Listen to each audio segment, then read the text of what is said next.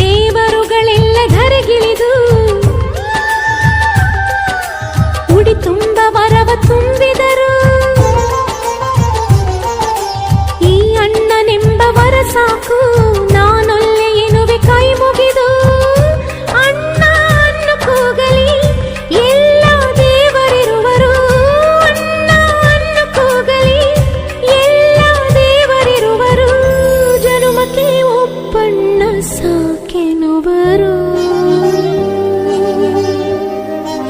ತವರಾಗಿ ನೀನು ತಂಗಿ ತಂಗಿ ಅನ್ನೋದೆ ನನಗೆ ಶ್ರೀರಕ್ಷೆ.